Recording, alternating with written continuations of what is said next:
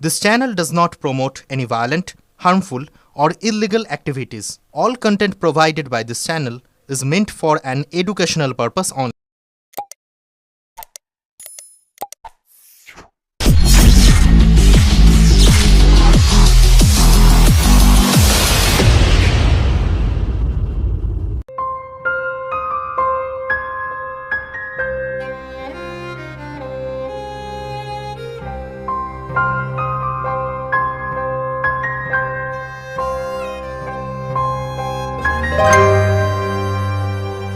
কফিনবন্দি হয়ে ঘরে ফিরলেন ঝন্টু শেখ। শেষ শ্রদ্ধা জানাতে 5 কিমি রাস্তা জুড়ে ভিড় মানুষের। পহেলগ্রামের জঙ্গিদের খোঁজে তল্লাশি অভিযানে শহীদ কাশ্মীর সীমান্তে কর্মরত সেনা স্পেশাল ফোর্সের কমান্ডো ঝন্টু আলী শেখের নিথর দেহ পৌঁছালো নদিয়া তেহট্টের সীমান্তের পাথরঘাটা গ্রামে। কান্নায় ভেঙে পড়ল পরিবার প্রতিবেশীরা।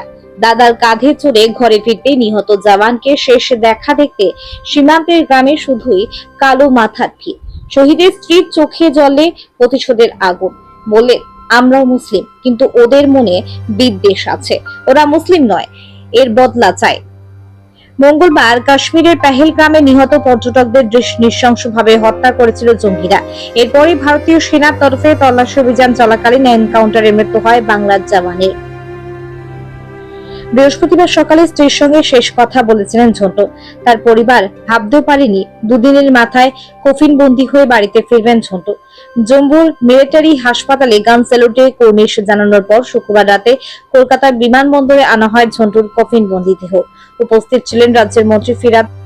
পরিবারের সঙ্গে ক্রমাগত যোগাযোগ রেখে চলেছেন মুখ্যমন্ত্রী মমতা বন্দ্যোপাধ্যায়। যে দাদা শফিকুলকে দেখে ঝন্টুও যোগ দিয়েছিলেন ভারতীয় সেনাবাহিনীতে, তার কাঁধে চড়ে নিথর দেহে ফিরলেন স্পেশাল কমান্ডার।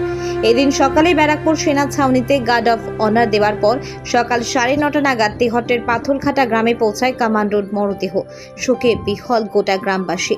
শহীদ জওয়ানকে শেষ বিদায় জানাতে প্রস্তুত পাথরঘাটার বাসিন্দাদের পাশাপাশি আশেপাশের গ্রামের বাসিন্দারা। প্রায় 5 কিলোমিটার রাস্তা জুড়ে হাজার হাজার মানুষ ভিড় জমিয়েছেন সেখানে। ব্যুরো রিপোর্ট, আমার কলকাতা নিউজ।